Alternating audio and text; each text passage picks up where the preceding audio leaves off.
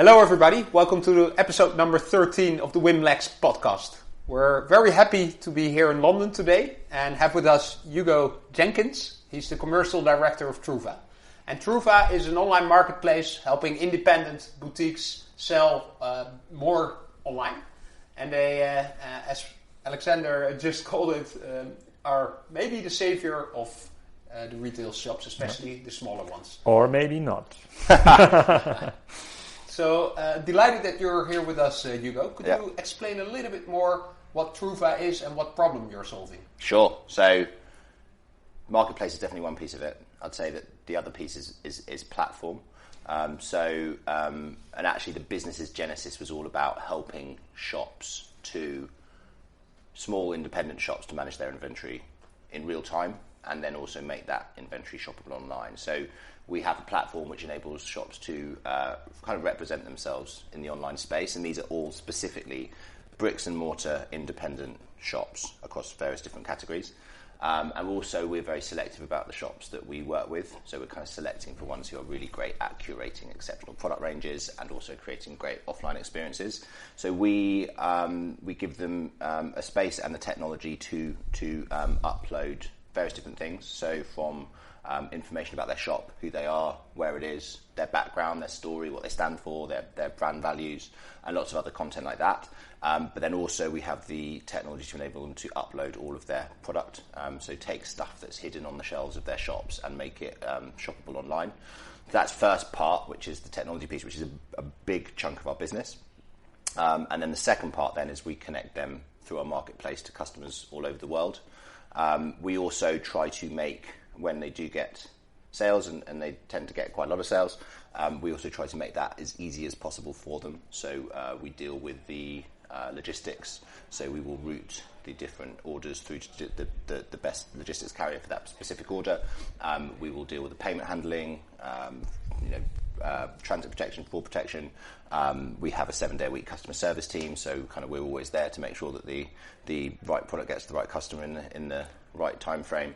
So the idea is it frees these amazing small shops to kind of get on with what they do best, which is to curate a really exceptional product range that's really appealing to our customers, and then also manage their offline experience and their in-store customer service. But we can then bolt on all of the technology and the demand that they need to be able to sell online. I think the other thing is it's very, very hard, or it's impossible for a small shop to drive efficient traffic to their website. Like, it's a really hard thing to do. I think if you look kind of 5-10 years ago, everyone decided they needed a website, including a lot of these small shop owners, and there was, I think, a bit of a preconception that if they build it, they will come. So a lot of them kind of engaged,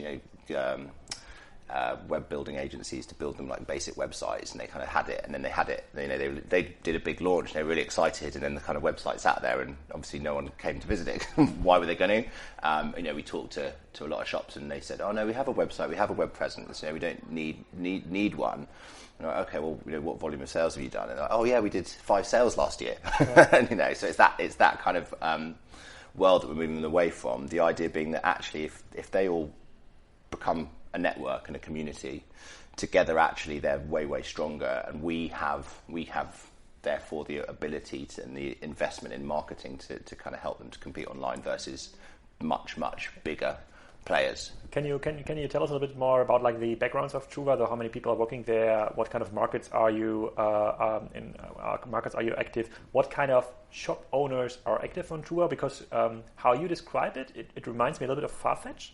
Of course, they're very active in luxury segment, but it seems to be very similar problem to the shop owners. Mm-hmm. And I understood a little bit like the USP for the shop owner. What I didn't get is like, why should people come to your website buying there? Yeah. But maybe we can start with like the more KPI pillars of Trouva and we have a lot of German listeners, a lot of like Dutch listeners, just to get a better understanding. Is it kind of an eBay for small boutiques? Is it kind of a Farfetch competitor? Is it kind of just to get a little bit? We need to put it in a box. Okay, somehow. There's a lot of questions there. Let me try and break them down a bit. So, Trouva in our background. So as I said, we started the technology. We actually started as a different business called Street Hub. back in 2013, and our co-founder Mandeep and other co-founder Alex kind of came at it from a perspective of Mandeep was working in consultancy for big retail, and he was seeing all these like efforts that the kind of big behemoth retailers were making into trying to attempt a version of omnichannel, and he was like, firstly, there's so much legacy. It's like turning an oil tanker. This is going to be really, really slow. And secondly, who's doing it for the small guys? And the big advantage the small guys have is that they are small, so they're much more agile. And that's where, and he came up with the original proposition, which was called Street Hub, which was the technology was similar, which was to take this offline inventory and be able to represent it online. But the model was different. So the idea was to create additional local demand for those shops. So it was app-based. You download the app. If you want to find a lamp in your town, you write lamp and it tells you what shops have different lamps in stock, and then you can buy them. The pitch of local Google shopping map. Yeah, exactly. Yeah. Exactly. And it's kind of was that, but it was all in-house at Street Hub. It worked to an extent. Like it was quite exciting for the shops to feel like they were driving more footfall. But it was quite hard to prove causality, that like this person was on the app and then wandered into that shop, and it was a subscription-based model. Street Hub didn't own the transaction, and it actually got a lot of app downloads, but it wasn't a scalable model. And it was that flip of, okay, well, look, what we're doing at the moment is trying to generate additional local demand. Well, what if actually, rather than connect the shops to more local demand, actually we open up their demand globally?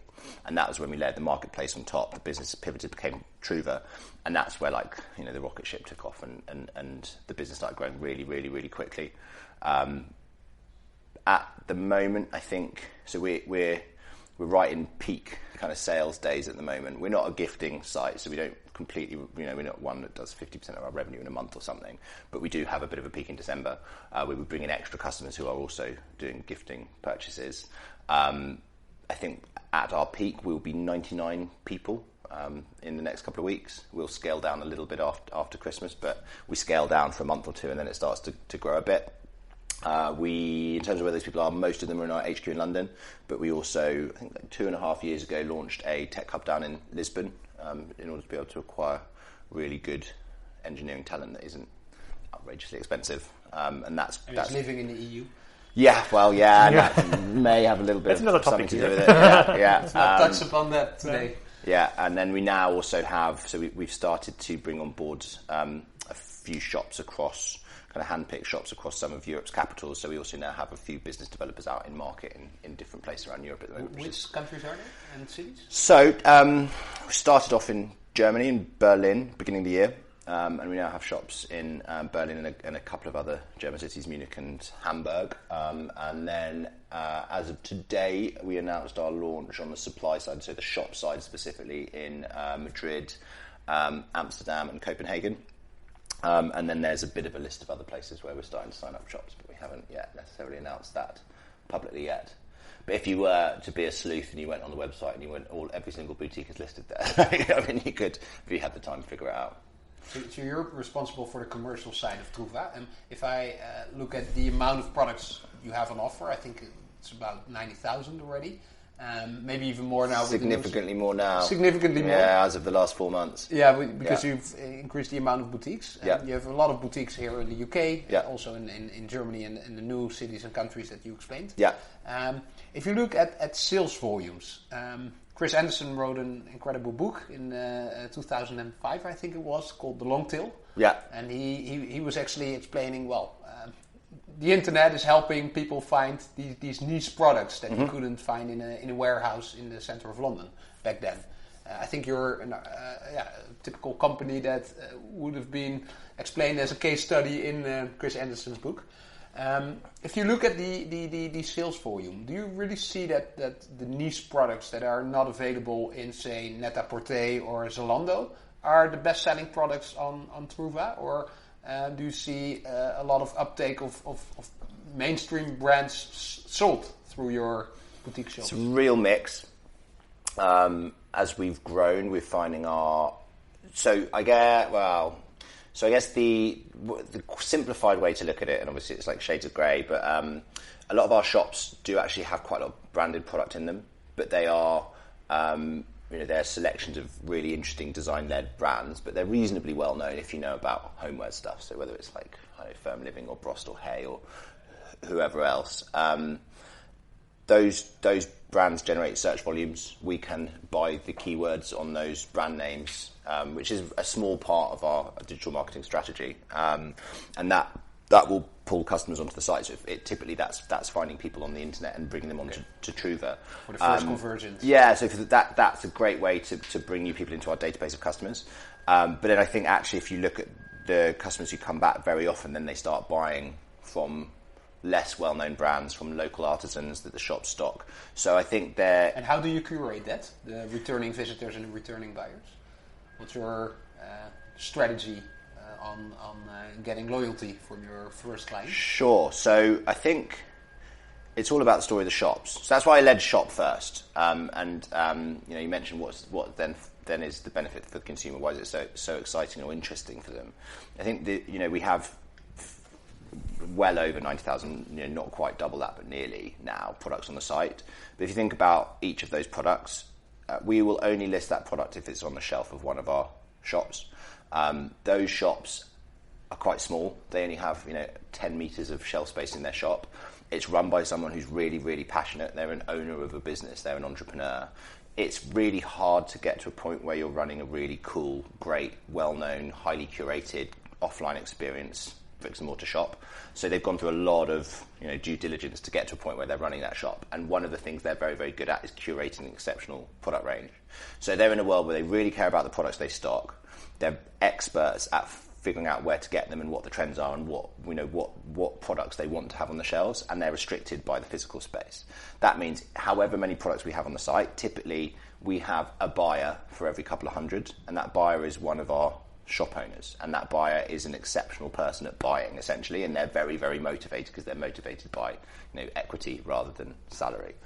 So that means that as you scale up in aggregate, if you look at all the products on the site, it doesn't matter how many have. As long as we're only bringing on really great shopkeepers who are great for curating product range, every single one of them has been handpicked. And I think that's the magic of the business. And then if you kind of flip that and think, okay, well, how are people then shopping on the site? How do we curate that experience of returning? Our bet we're making is that the shops sit very much at the centre of that. People will want to, and look, we're not replacing the offline experience of the shops, but we're trying to augment it. We're trying to find ways that you can replicate a bit of that experience of walking into an amazing little shop on the the lanes in Brighton or in Kreuzberg in Berlin, and go and look at the shelves, see how the products are all curated and edited together, have a chat to the shop owner of where they've got them from, where they've sourced them, what might go with what. So we're trying to take bits of that and put them online. In the end, that means we're trying to create a different type of e-commerce experience. It's a discovery experience. It's very counter to some of the really big e-commerce sites whose job is to remove all friction from the sales funnel. What kind of products we are talking about? So you mentioned Farfetch, which is an interesting analogy. And actually, of all the businesses we get compared to, it probably is one that's one of the most relevant. I think if you think Farfetch is known for luxury fashion, we're known for premium homewares.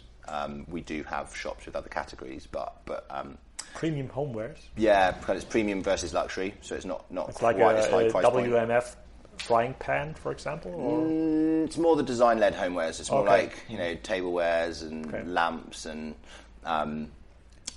No, I really just hope. I'm 100% convinced that it's going to work on the selling side for the shop owners, because the market has proven that none of the small shop owners is able to run a big website. Mm-hmm. They have even a hard time to set up like the Google Business page, which usually takes 5 minutes for guys from or girls with our background, but it's hard for them. It's not at all native. And then with all the regulations coming up and all the discussions around it, it's really hard for them. So I think it's easy to convince the shop owners because footfall is usually decreasing in most of the areas, even in central London areas. But what I'm a little bit curious about is what is then the for me as a customer. I'm 100% convinced that all the stuff I'm buying and which is movable is coming from China ultimately, and I can find everything on AliExpress, Banggood, or on other websites. So why, apart from having some sentimental feelings for my local dealer, and he shouldn't go bankrupt, which is like the reason I hear a lot in television discussions. So why should I go to Trouva, buy something from a local shop owner? Maybe you can explain, do I see like the shop owner, do I see only the product, or do I see like this is a seller, this is a story, is it shipped by the owner, is it shipped by you? So what is like the customer USP here? I understand 100% the USP for the shop owners. Yeah. I don't get the USP for the customer. So let's take two parts of it. So we did a lot of customer insight work. So I was saying like a lot of e-commerce businesses are trying to remove all friction from the funnel. Like if you're buying coffee pods from Amazon, say, like in a perfect world, you don't even go to the website. You just press a button and they come. Or even better, your coffee machine knows that you've run out and just orders them for you. You don't even think about it. Actually talking to our customer base and thinking about what they want from their experience on Trouva, most of them are professionals, but they see them, so they're not just kind of straight creatives, but they see themselves as having some adjacency to creativity. They feel like they want to be able to express themselves creatively in some way. Probably a lot of them feel like one day they would love to own a little shop in Kreuzberg or Stoke Newington or whatever. Maybe they do, maybe they don't. Maybe they do potty class on the weekend. They almost see shopping on Trouva a bit like one of those creative outlets. It's a bit of a hobby for them. So actually, we're not trying to remove all friction from the sales funnel. We're actually putting some back in on purpose, but it's got to be the right type of friction. The type of friction we're trying to create is discovery friction. It's an experience where you go on, you explore. You very often might go to Trouva and not know what you want, which is the same as when you're walking into one of these little shops and you're looking on the shelves and you fall in love with the product. And the way that we are doing that is through content from the boutique. So every boutique has their own page where they have a lot of control of what sits there. And that's on the website. That's also augmented by all of our other channels. So we do social media takeovers where shops can take over our Instagram feed for a week, for example, and show like inner workings of the shop, who they are, what their buying trips are like, where they get their products from. We do a lot of interviews and content and blog posts and videos. We've done events in the shop where we've invited some of our VIP customers, some of their VIP customers. We'll do like a panel about homewares trends and things like that. So I think where that ends up, think of this discovery experience online, is it's a bit like putting together your perfect virtual high street of all of the independent shops that you love the most. And so I think there's a lot of customers who will follow different boutiques. That enables us, for example, to do notifications where that shopkeeper brings in new product. I live up in Stoke Newington, which is like a little kind of village type area in North London. And there's a few shops that I know I really trust the shopkeepers to understand my taste and to kind of, probably actually to have much better taste than me and kind of keep me caught up with what's going on. And I know if I walk into those shops once a season and kind of look at the shelves, they would have brought in, some returning products from brands that I'm familiar with. They would have brought in some new brands. They would have picked a subset of the products from brands that I really, that are much more interesting or potentially identify with. I know that if I keep going back to those set of shops, it's like a bit of me. It's like that's where I will find a set of products that I identify with, and I'll be able to buy a load of stuff that I want. I think more and more customers will start shopping on Trouva like that. They will have a set of shops that they follow and that they like, and when they come back, they'll go and see what new products have come in from those shopkeepers. They'll be linked to videos or interviews with those shopkeepers or blog posts about them, or they'll then link to their Instagram feed and see what where they've been on their buying trip recently to Morocco. We're making a bet that we are. The stories of the shopkeepers are a great way for people to start segmenting and cutting down our overall product range to a bunch of products that will really, really suit them. And I think that is a big difference between us and Farfetch. And this is, I was talking about someone else's business, but I think Farfetch was in a world where they kind of pretty much knew what brands they wanted to work with. They knew what luxury fashion brands they wanted to work with. One of the ways that they could get that stock was by working with the boutiques that stock them. Yeah. But they kind of probably always had a bit of a list of who their top brands were. Yeah. We're actually kind of putting ourselves behind a bit of a veil of ignorance. We're saying we don't know what the best homewares brands are. We don't know what the best products are. We have information and data that we're very open with. We feed back to the shops of what we're seeing on our side. But actually what we're saying is the shops know better. So it might be that the brands that they stock right now and that are selling really well might be completely different in 6 months or 12 months. But we're not going to worry about that. We're going to let them worry about that. It's our job to pick the shops, and then it's their job to pick the products. And if it's a product that gets onto their shelves, it's a product that gets onto Trouva. Okay, I know that Willem was always dreaming about setting up a boutique store in Amsterdam, selling designer lamps, calling the shining poffertjes.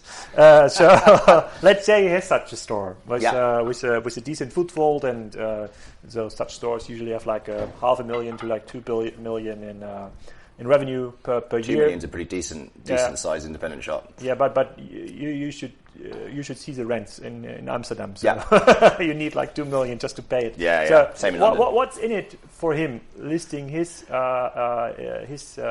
product range on Trouva? I guess the way I see it is you kind of alluded to it. There's a ton of fixed cost involved in opening a shop.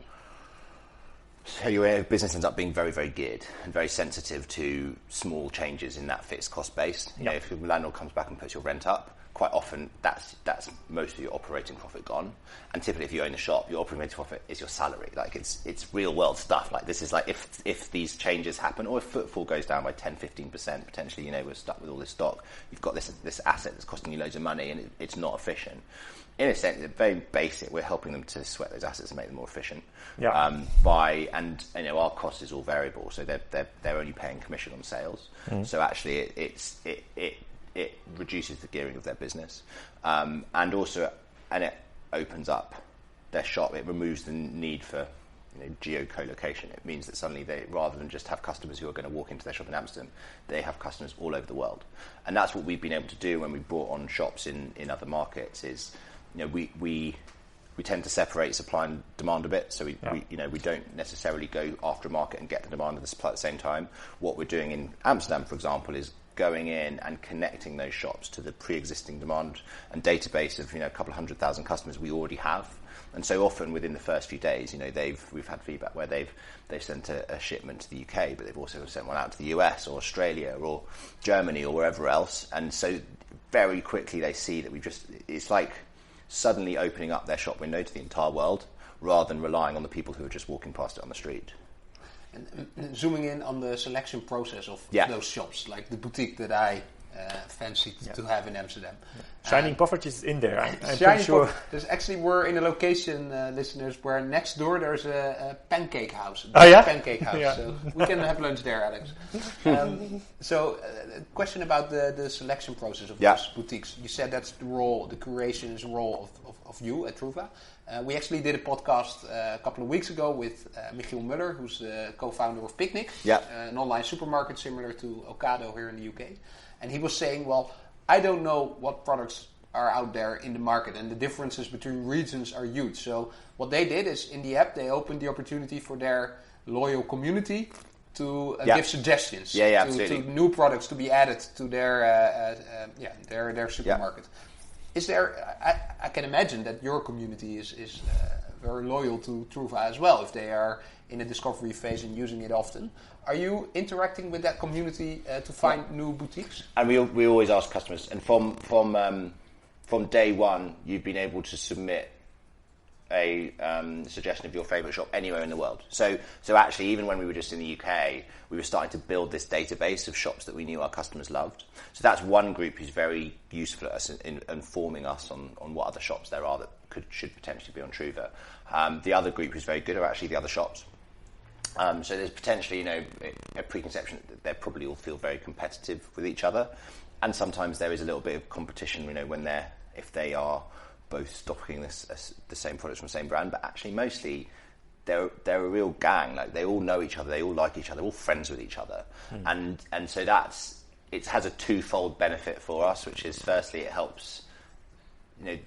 People who run really nice shops know the other people who run the really nice shops, and they're very good at advising us on that. But also, they then become an ambassador for us. If they're on Trouva and they've had a great experience, and they tell the shop down the road, or the shop that's their friend that they met a buying trade show or something, and they say, you must be on Trouva because it's great. That's the most authentic recommendation we can have. And actually, that's, as we move from a more mature market in the UK, where most of the shops we want to work with know about us, and we've kind of maybe spoken to them. We have a great track record. We have the shop down the road. They've read about us in the press. So actually, in the UK, most of the shops who now join have come to us. So they apply to join, essentially, and then we make a call as to whether it's a good fit. What we're doing in new markets, when we're acquiring the first kind of bits of supply in a new market where we don't have that track record actually, is trying to build that trust really quick. So typically if we're, when we went to Amsterdam, for example, we actually took a couple of our UK shop owners over with us on the roadshow, and just, when we were walking into shops and chatting to them, actually we'd bring a shop and say, look, just talk to them about how it is, because it's the most authentic voice. And we hosted an event and we did a panel talking about future of retail and things with those guys. And actually it's nice to hear them talk about this, because they're not selling on our behalf. They just tell it how it is. And so it's a really nice, authentic, balanced view. What is the criteria to get on Trouva? So it's a little amorphous, I'd say. And we do regular alignment across the senior team, where we'll sample check once every couple of months. We'll take like 10, 15 shops, and we'll look at the decisions we made on them, and everyone will have their say on what would be good or what would be, whether it was a good fit or not. Amazingly, we always end up really much more aligned than we expect we would. Oh yeah, quite a lot of strong personalities in the team. I think. Could you give an example though when there was not such an alignment, saying, okay, here's like a shop or like an experience we don't want to have like in the future? Yeah, we kind of tested, I guess. This was a year and a half ago, so we probably knew a lot less about the business. We worked with a trainer shop that just had a lot of like the big brands of trainers in Nike, Adidas, those guys. And actually, very quickly, they were doing a lot of revenue on the site. Now, we have a very sophisticated digital marketing team who were acquiring the traffic for those trainers, and we were selling them, and they were making a lot of revenue. But actually, if you look at the lifetime value of those customers, they're not the people who are going to come back and shop off other independent boutiques. They just want to come and get a good deal on a trainer. So, given our acquisition costs, typically we don't make money on the first sale. So, and if there isn't going to be a second sale, we're just subsidising those orders. So it doesn't make any sense. So that was a good lesson for us. And actually, what I'm very proud of, and I think what's really good, is that we decided to end that relationship early, which is a hard thing for an early stage startup to do, because they were generating a chunk of revenue. To make a call to actually say, it's not just about hockey stick curves, it's also about making LTV over CAC, was quite. I felt like we're in this for the right reasons. We're trying to build a long-term business. I think the other, so in terms of if I could categorise how we pick the shops, I think most important thing is do they have a great product range that our customers will love. We can use some indicators of like a subset of their range. So one way to filter early in a new market where we don't know that much about the market is say, okay, do they stock within their range? Do they stock some of the brands that we know sell really well? And if they do, it's probably a pretty good bet that then the rest of their range is the kind of stuff that would also sell well, unless they have a weird portfolio of products where they have some really great homewares brands and then a bunch of weird stuff. But that happens very rarely. So I think product selection is first and foremost. After that, it gets a little bit more esoteric. It's like, do they have a great offline experience? Is their shop beautiful? Do they have a great story? Do they stand for something as a brand? Like, what filter do they apply to all of the world's products to handpick the ones they're going to have? And I think probably if you look at within the team, the crossover there goes, my commercial hat is always like, can we sell lots of the products? And then our creative director's hat is more like, can I create great content and great stories for our customers? And mostly we can do both. I guess on the margin, the bit is where we have more of a discussion about it is if one of those things is really strong and one of them slightly less strong, then we start making a call. And how do you decide? Let's say you have I don't know how to call it in English, like pen storage device. I don't know. You have like more pen like tray. A pen tray. A pen tray. I'm going to say. And you have like five boutiques offering the same pen tray. So how does the customer journey looks like? So when you find your pen tray on your website, do they find it like? Do they have like a list of this is like 5 stores that could be like your your suppliers? Let's take 2 typical customer journeys. First, if they type pen tray into Google, or they type, let's say it's a branded pen tray, they type brand name pen tray. Yeah. Then typically, if we're buying keywords on that, then they will get pushed to a product page of one of the shops. We route that demand across the different shops who have that product, so they all get a fair share of it. If you're a customer, then you've gone to the product page, so you don't see lots and lots of versions of that product page. You only see the one that you've ended up being routed to. Hopefully, then you click on the link to the shop, and then you start shopping the rest of the range, and then you fall in love with it, and then you think, oh, what's this Trouva thing? And then you start shopping all the different shops. But even if you don't, you buy that pen tray, And then we'll start, marketing to you. And if you search Pentray on the Trouva, so that's the flip side is if you're on Trouva and you know you want a pen tray from Trouva, you don't know where you want it from, and let's say you're not someone who's shopping by boutique, you're shopping by product, then if you type pen tray, you'll probably end up with a few pages of products I expect. What our algorithm will do, if there is the same product, it will spread it out. So if one of them's on page 1, the other one will be on page 7. So you don't see them all next to each other. And how does the algorithm behind that work? How do you select which one to depict? Using magical technical juju. I'm not an algorithm guy. Okay. I don't know the exact logic. There are algorithms behind it. And there are lots, and actually that's a big focus on the business where, early stage, we, how the website looked to a customer was very much based on like static decisions we made when we listed the product. Like we applied a quality score to it, for example. Okay. We're now much more moving to a world where actually we learn about the customer, what they're searching for, what they like, what they're looking for, and then they start getting a personalised version of products that we think they'd like from boutiques they think we'd like. We'll suggest boutiques that are similar to ones they like, or if they start shopping trends, like it looks like they really like concrete stuff, we'll start suggesting more concrete products. So actually we're moving much more to a world of personalisation where you start seeing that golden end state I was talking about, where eventually you have your perfect dream high street and your shop, you can kind of walk along it and shop all the different shops. It may be that one of those shops is in Shibuya in Tokyo and one of them's in Kreuzberg, Berlin, and et cetera, but you don't necessarily need to feel it because you can explore them all. Is it possible, one question because of the ranking algorithm, is it possible because other websites are seeing themselves or perceiving themselves as a platform, even Zalando or Amazon, and they are selling you ad specs to put in some banners, advertise maybe for your product, or in this case maybe for a boutique? Are you offering this already? Are you planning to offer this? We're not, and it's who knows what the future may hold. But right now, that probably potentially makes more sense where you've got commodity products, and so it's just a case of which product's going to make you more money. Whereas we don't. We have discovery journeys. So actually, right now, it doesn't make sense to figure what we don't. Right now, it doesn't make sense for if a person's willing to pay more, they get more. It's much more a case of what products can we show the customer that are going to make them really happy, make them shop again and again, and maximise our conversion. And how does that? I mean, I know you're not a tech guy. Yeah. Just curious because personalization is a buzzword for many of our listeners as well, and everybody's struggling a little bit on how to manage data, how to collect data, and how to make use of that data that the customer journey is actually advanced for a user. How do you do your data management? Is there like a platform in place, a DMP, so-called DMP, or is that something you've developed your own tooling for? So most stuff we've developed in-house. We're very lucky. We have a technical co-founder who's just genius, basically, and that really helps because he built everything from scratch ourselves. Okay. We are in the middle of moving from one data warehouse to another. It's not something that I'm necessarily involved in. And then we're really beefing up our analytics team. So if you think of like broadly what our engineering and our product team are doing, they're basically building the services that power the marketplace. And that could be, for example, how we manage logistics. So we will route every package through to the right courier and get it delivered efficiently. We'll make sure that tracking is really on point. We'll make sure that if there's issues, we can track them early and we can intervene where we need to. Like that's actually a really complicated, difficult thing to build. And look, right now it's only being applied to Trouva, but we're building this technology at the moment. Another piece of technology is real-time inventory management. We have such a user-friendly way to upload products and keep them up to date.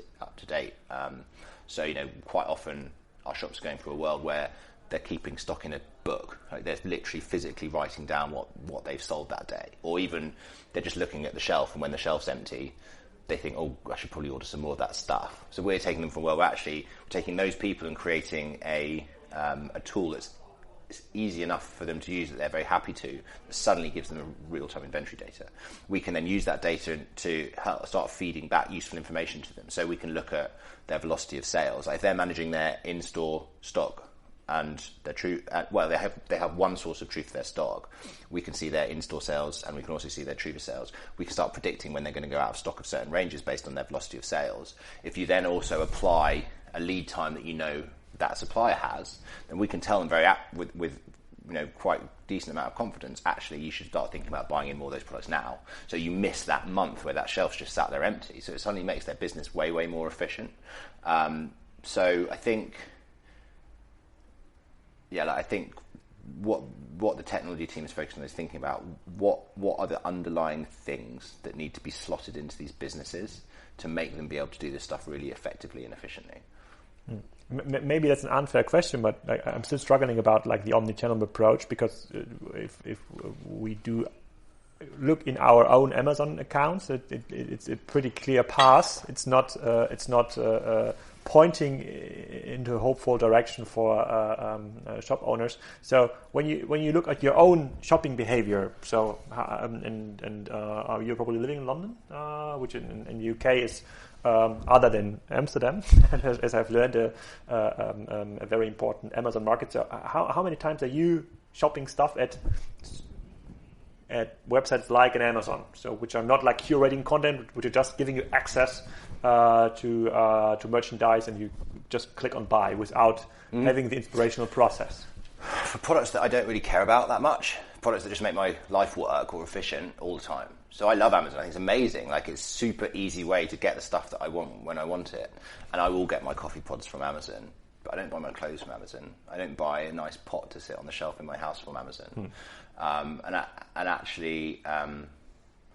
think that in the end, what it comes down to, and if you talk to our customer what they're looking for, and you read between the lines a bit, when someone comes to their house for a dinner party, they don't want that person to say, "Oh, I've got that lamp," whether it's from Amazon or IKEA or wherever else. Like, what they want that person to say is, "Where did you get that lamp? That's really cool." And then that person wants to have the right to say, "Oh yeah, I got it from this really cool little boutique in Kreuzberg in Berlin, and it's run by Hank and Maria, and they do all their sourcing from a rocket." Another lamp example, you see? Another lamp example, yeah. and I think that's the difference, is that they don't get to say that if they bought that thing on Amazon. And everyone has that thing. Like, no one wants to show off a bit about that. What they want is to say, "I have gone and I've applied my taste and I've explored and I've discovered and I've found this person who's created this great range of products and I've bought it from it. I know where it's come from. I know the story, and I've been quite clever in doing that. So I get to show off about it." So it's not a case of Amazon or Trouva. It's a case of a divergence between what you're shopping for and what that thing you're buying means to you. And if you look then to marketing of Trouva, I think what is a big difference compared to you and Amazon is that Amazon puts their brand on everything. It's an Amazon world that we live in, whereas you, I think, are more modest, and you would want to have the boutique as the primary spokesperson to your clients. We want the shops to feel like these are their customers. Yeah. We want the customers to feel like they're the boutique's customer. We're just facilitating the whole thing. We are, and that's why we love it. We get stories all the time where we've had. I remember one a couple of months ago. It was from an American family who said that they had discovered Trouva and they'd found these great shops in Brighton, and then their family was coming on holiday to London, and they decided to make the trip down to Brighton for the day to go shop those shops where they'd fallen in love with the products and the people who ran them, and they went and met them and talked to them, and they probably bought a load of stuff then, but you know what, they probably didn't want to ship most of that stuff or take most of that stuff on the plane, so then they got back home and then they went back to Trouva and then shopped more from those shops, and they've become a loyal customer of that shop, and they visited it in person, they've met the person, but now also that's augmented by the fact that they can also buy that stuff online. So it's those two things working together. We don't see them as conflicting. So, and we have a lot of shop owners listening this show, because it's a show about commerce and retail. So is there something you want to tell them? So should they all apply with the Trouva / setting up a new shop or whatever service? Sure. Yeah, absolutely. And I think what I'd say is... You can offer them a voucher. Maybe that's easier. The version is better. Yeah, tell them to send me an email. That's what I can do. And I think there's a and we were discussing this briefly before the podcast. One thing that's interesting is the UK is a bit more mature. Like, e-commerce penetration is quite high. We've had Amazon for a long time. Like, it's almost taken as a given in the UK that you have to supplement your offline business by selling online. It's like getting to that point. Particularly the shops we've spoken to, and particularly the shops who are on Trouva, have now realised that this is a way for them to pay their rent quite often. So actually, they can just get on with running their shop, and a lot of these big, chunky, difficult fixed costs are taken care of. Moving to other shops in other markets in Europe, sometimes it's like a slightly different state in the market. Maybe Alvinson hasn't come yet. Maybe there's really strong footfall right now. And I think there's a bit of a sense of complacency sometimes. I think my caution is that this stuff is happening. The world is changing. It's going to hit every market eventually. The best thing to do, rather than to kind of bury your head in the sand and deny it, is to actually get prepared and get ahead of the curve and future-proof your business. So I think that's what I'd suggest is that the world's changing. Get with the change. If you do and embrace it, you can do it in a really wonderful way that enables you to do the stuff you love and also protects your business for the future. If you ignore it and forget about it, it might be too late. Great closing remarks, I would say. Yeah. One thing that struck me as a final question, you guys have been able to grow 3,000%. So you've really over 2 years or so. It was kind of a press release stuff. Yeah, I think that was beginning of the year. Yeah. And we've grown quick. Yeah, and I think you touched upon many different recipes of success, like a community that is really loyal and are fans of the boutiques you're representing. Also, in internationalization, you've grown into different markets, and you're really showing those boutiques with products that aren't for sale on other platforms, on other marketplaces. I think what you also explained about your engineering capabilities, that's impressive. I think you strike the right balance between commercial assets in the company and tech capabilities.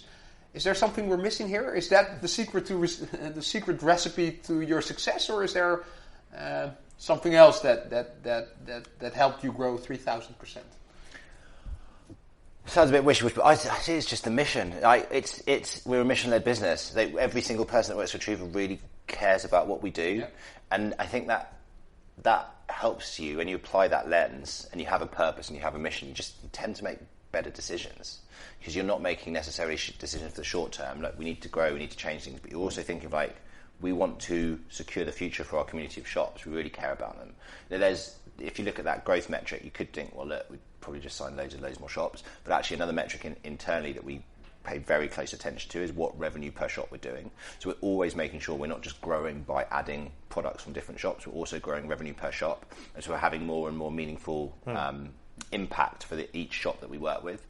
And look, it's just really nice. I think definitely one of the reasons I joined the business a couple of years ago was I just went and walked into a bunch of our early shops that we'd started working with, just talked to them about what it was like being on Trouva. And it was the stories that they told me that made me think that this is an amazing business. Like, we're doing great things for the shops that we work for, and therefore you can derive purpose, you can drive meaning. I think that motivates you to make good decisions. Cool. Impressive. Thanks a lot. Thanks. Brilliant. Thanks so much, guys. Thank you for being our guest number 13, and I'm pretty sure there's some 13. Some sign-ups, some sign-ups for Trouva out of the Dutch and the German market, where I'm pretty sure you're going to set up shop soon in Kreuzberg, for example. Okay, cool. Thanks a lot. Great. Thank you.